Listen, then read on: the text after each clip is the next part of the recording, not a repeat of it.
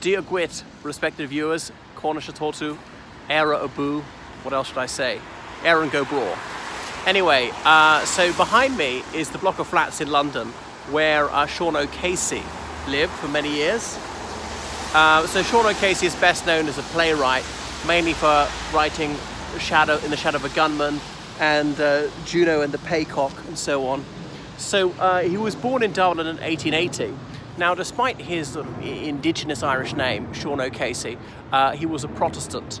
I think it might have actually been John O'Casey. Did he change it?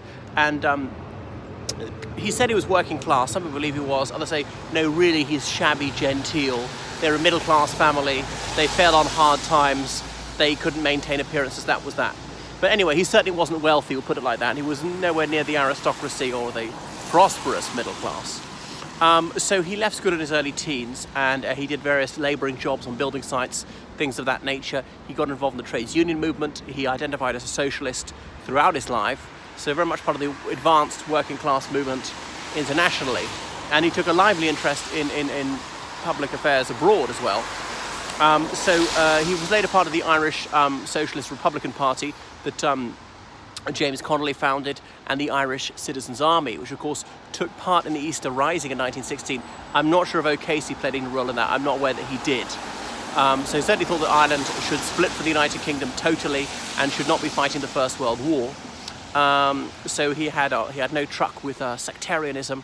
So he was a gifted writer and of prose, of reportage, and so he wrote as a journalist for much of his life. That's how he started to earn his keep before he got into literature.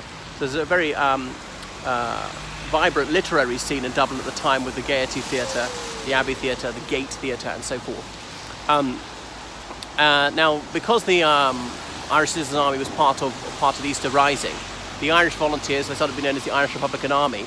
They absorbed the Irish Citizen Army and its flag, the Starry Plough. As in, if you look at that constellation in the sky and you join the dots of those stars, it would look like the shape of a plough. So that was their symbol, I suppose, because it's for workers, because they're for labour. And labour in French actually means plough.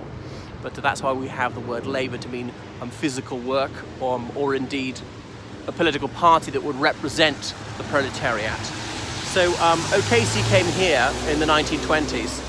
There was a great deal of upheaval in Ireland, ructions with the first Troubles, the sectarian conflict in the north, and then the Irish Civil War. After that, about 1923, things began to calm down.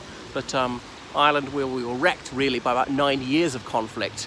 So much turmoil, so much destruction. And in 1924, the government faced a balance of payments crisis that thought that it just wasn't going to be solvent. But anyway, somehow we got through it with severe belt tightening. So there's a lot of privation. So we came here to London where the situation was a bit better. Obviously huge war debts to struggle with for the country. So many invalids, so many orphans and widows and so on, and stubbornly high unemployment, the slump.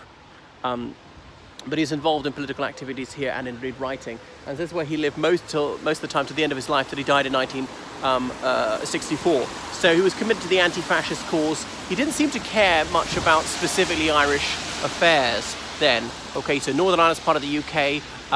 Should that end? Should Northern Ireland leave the United Kingdom? The major portion of Ireland with the Irish Free State at first, and gradually we just got rid of the words Free State, just became Ireland. So misapplying it to only 26 counties of Ireland. Okay, that's 80% of our landmass. But this synecdoche was there to refer sometimes just to 26 counties, and occasionally used accurately to mean the whole of Ireland, Era, or simply Ireland. And obviously from 1949 onwards, from that Easter Monday, we were a republic, and it was deliberately proclaimed that day. A reference to the Easter Rising of a third of a century earlier. Exactly. I say that. I mean, obviously, Easter 1916 was 24th of April. Don't ask me when it was in 1949. I don't remember the exact date, because, of course, Easter jumps around over about 6 weeks. So that was him. So In the Shadow of the Gunman is really about a Dublin scene around the time of the First World War, and some Englishman who is an enthusiast for the Irish Republican cause, and then they seem to swap places, and an Irishman who is an incurable Anglophile and things like that, and love across the divide. I shan't give you an entire plot synopsis, or the Juno and the Paycock, which is a comedy set set at the time of the Irish Civil War. Ireland is in a state of chassis. Somebody's going to be saying in like this Dublin vernacular accent, and it says it again at the end. Some of us are in the gutter. Well, we're all in the gutter, but some of us are looking at the stars, it says. So Juno and the Paycock, and Paycock obviously being Dublinese for peacock. Juno, who's the wife of Jupiter in Roman mythology, as in giving a name to June, and her symbol, or her mascot, I suppose, is a peacock. She's always going around a peacock, but you say a Paycock if you had a distinctive Dublin accent. Well, that is Sean O'Casey, who's part of Ireland's literary constellation, remembered to this day, and any of those famous pub posters you see of Irish scribes, he would be remembered amongst them, and some of his lore has made it onto our literary canon. So please follow me on Facebook, Twitter, Instagram, and book lessons with me. Book me as your tour guide in London. I do lessons online and in person. Get me to translate for you from French, Spanish, Italian, German, Romanian, and Russian. Goodbye.